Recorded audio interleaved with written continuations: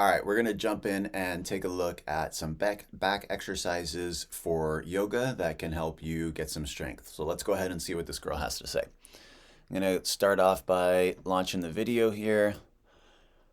So lower back strength, 7-minute exercises. Clasp the hands and lotus, lift 5 times, hold for 2 to 3 breaths.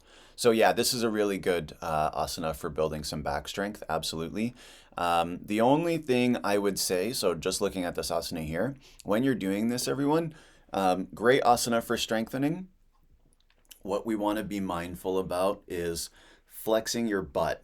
If you are just squeezing your butt in order to make part of this lift happening, it's an indicator that you're using your butt to help lift up and contract the backside of your body rather than lifting up through the torso and the legs. So do this pose, but like in Cobra pose, do not flex your butt. All right. But overall, it's good. Alignment is good. Positioning is good. Her range of motion is pretty solid in the shoulders. Looks like the back is able to do some good work here. I'd like to see her head come up a little bit more. You can see that the arch of her spine is great, but her neck, like this, the arch of the spine comes up, but then her neck kind of goes this way. So she should bring her neck up more and lift up through the head so that she's getting a proper curve all the way up rather than a curve up and then her head coming forward. All right, let's go to the next one. Hold hands to the head and lift 8 times. Yep, this will absolutely give you some strength. You can see she's lifting a little bit here in the low legs and in the knees. If you wanted to enhance this asana, you could try lifting your feet just slightly off the mat to prevent this kind of bow. Look at her knees. She's hyperextending in the knees. But overall, she's doing good lifts. And again, just make sure that your butt isn't flexed to overcompensate for a lack of back muscle. Okay, she's doing basically the same version here, but hands on the mat. So a little more opening to the chest, a little more demand on the upper body here. Overall, pretty much the same thing. This one is nice. So a little more advanced. You should be sensitive here so that you're not back bending and twisting. That is something to be mindful about. You know, based on how easily she's able to move and what I've seen in terms of her capabilities, range of motion and stuff from the previous posts, I don't think it's a big deal for her.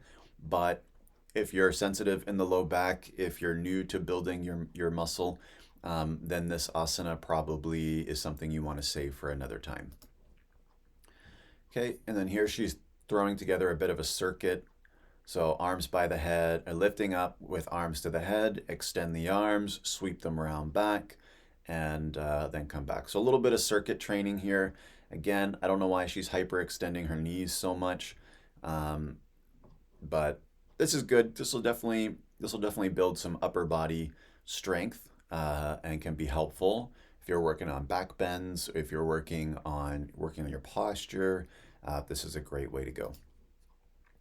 And then here, long child's pose after this to stretch it out and to take rest breaks in between. So yeah, I think yeah, you should definitely do this. Like this is a great stretch here. Looks more like a puppy pose, to be honest, than child's pose, because child's pose, your feet aren't curled under and your hips come right back to your heels. So, you know, for what you just did, it's more of a puppy pose, but still works, right? It's more about she's neutralizing the spine.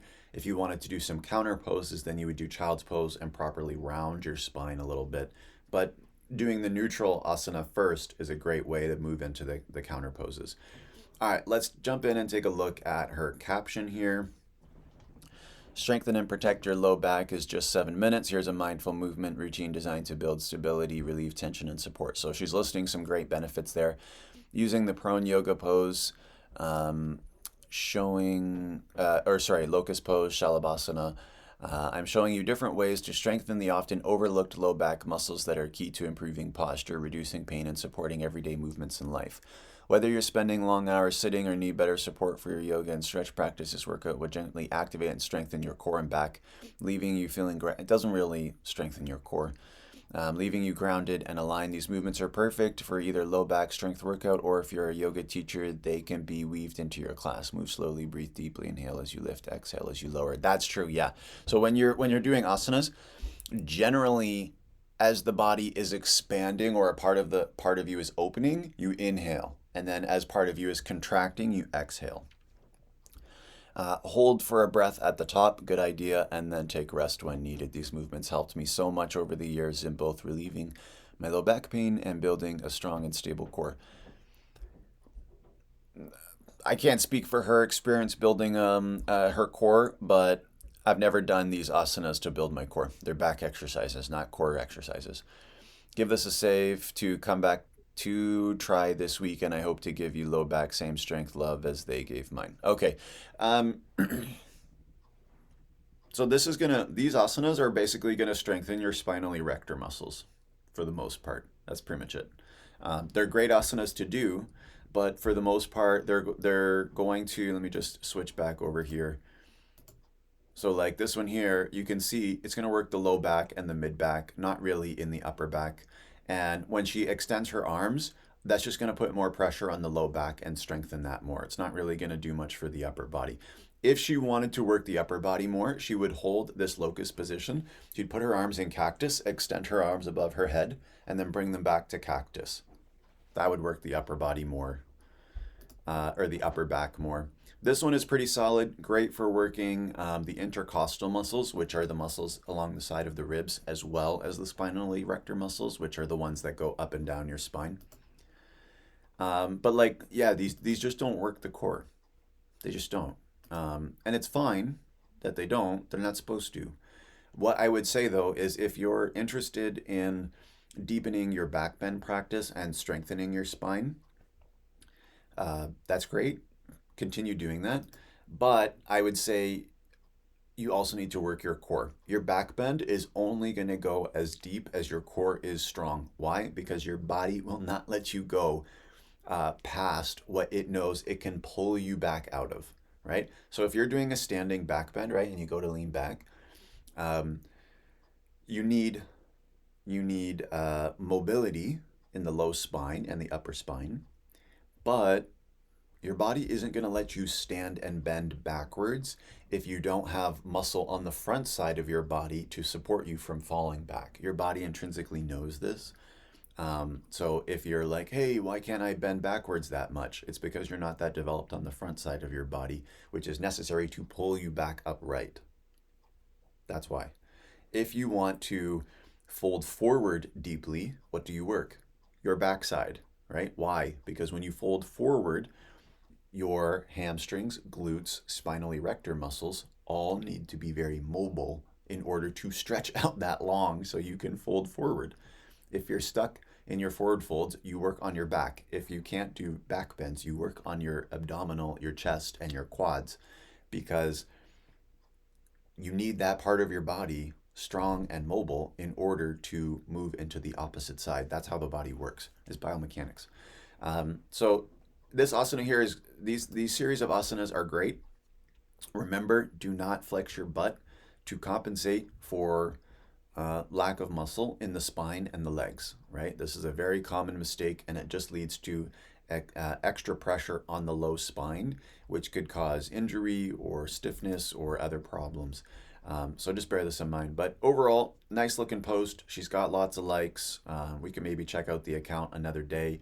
It's a pretty good caption. There's lots going on here. She's got a few good hashtags. And, people really like these kinds of posts. So, if you're into that kind of thing, these are great for strengthening the back. It's not going to give you a lot of strength. Like what I would say for yoga is,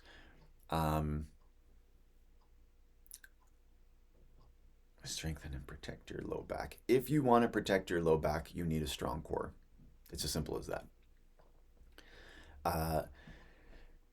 And to really strengthen yourself, I would say at best, yoga will tone you. And there's nothing wrong with being toned. Like if you just want to get toned, but when I say tone, what I mean is that the muscle you have becomes a little bit stronger. I would say for me, that's what I would consider to be tone. I'm not a fitness expert, I'm not a physiotherapist or anything. From my observation of doing yoga for 8-ish years, um, yeah, yoga will definitely tone you up. You'll get stronger with what you have, but it's not going to make you stronger in the sense of like, it's not going to make your muscles that much bigger. It's not going to give you very much gains. So, chances are if you're doing yoga, there's a really high chance you're a woman. So you probably are looking more for toning and slimming rather than muscle gain, which is fine. If you're a guy, don't think that yoga is going to improve your physical size or anything like that. You'll definitely gain more mobility and flexibility, which as a guy is really important, or for girls too if you're going to the gym. But if you're a guy and you're looking to build physical muscle, you need to go to the gym. And yoga will help you with that because in the gym, when you have more flexibility in your muscles, how much they can come apart and then come back, that's really helpful for being safe in the gym and building muscle mass because when you build the muscle mass, you need to tear the muscles and then recover the muscles, and having muscle flexibility helps in that process a little bit.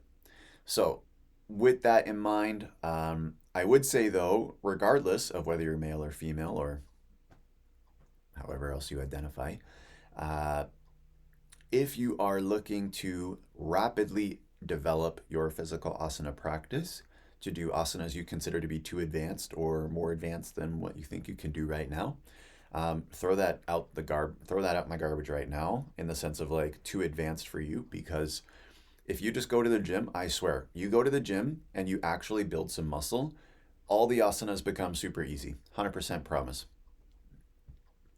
It just is what it is. So like with when you're doing the yoga, you're always working with bodily exercises, which is great. But if you do stuff with extra weight, you get stronger faster. And I would say my number one recommendation, I have taught a bunch of teacher trainings. I've taught students all over the world. Um, I would say the number one thing that I see everyone needs, especially if you're even thinking about getting into yoga, even if you're not trying to be advanced, even if you're not trying to do anything crazy, more physical muscle will make your asana practice so much deeper, so much safer, so much faster because all the asanas require muscles to move or to hold position. And in terms of increasing safety, muscles, the main point of muscles is to both move the extremities and help protect the joints. Those are the main functions of muscles. The more of those you have, the easier it is to move the extremities and the more muscle there physically is to protect the joints. It's very simple math. Now I'm obviously oversimplifying it, and again, I'm not a physiotherapist or a doctor or anything like that. But from my studies and from my observation and from my physical practice, that is the case. More physical muscle makes every asana easier, which makes it easier to find the stillness, the tranquility, the balance, the ease in any single asana. And it just takes out this whole like, why are these poses hard? They're not hard. You just need more physical strength to be able to access them. And this is because when yoga was developed, it was developed in India with people who worked very physically laborious tasks to sustain their livelihood and stay alive. And they did so in insanely hot heat. Now, I have come from a place in Canada where I practiced yoga and was always very cold. And then I went to places like Thailand and India where it was extremely hot. And I would practice for hours or sometimes teach for hours per day. The level of rapid improvement was phenomenal. And I'm attributing a big part of this to the heat because the heat warms the muscles, the tendons, the ligaments deep in the body that when you're in a cold country, you just get cold and stiff because it's cold outside. When you're in a hot country, you get warm and lubricated because you're sweating, because your inner body gets warmer because your average temperature is warmer. And this has a profound impact. So increase the muscle size, increase the muscles by exercising on top of yoga. Doing exercises like this is great, but add a little extra in there. I promise it will do nothing but make your asana practice feel beautiful because you just have physical capability. And it's not so much about, hey, yoga is not for building strength. And it definitely tones you, but if you're looking for it to just tone you, then that's fine. It's just you're not going to progress as much into that place of stability and tranquility because those things come when you have the muscle necessary to be still and strong and stable and physically still in your body.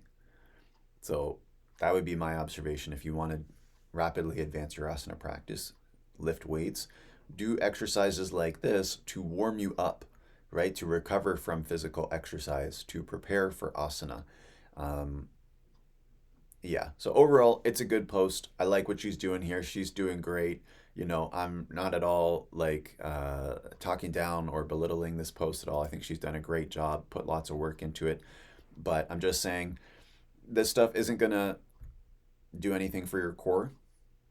If you want to do core stuff, she would need to be on her back and do exercises that fold her forward, right? That lift her up, and these aren't them. So just bear that in mind. If you want to deepen your back bends, you need to work on your front side of the body. If you want to work on your forward folds, you need to work on the back side of your body because your body's just not going to let you go to a place where your muscles can't physically support you or stabilize you, right? Which is why if you do asanas that if you're trying to push yourself and your body knows you're not ready, your muscles will tense up. If you fold forward and it's too much, your muscles will engage. If you're folding backward, you just won't fold backward very much because your body knows, hey, yeah, this is too far. I'm not going to be able to come out of this safely. All right.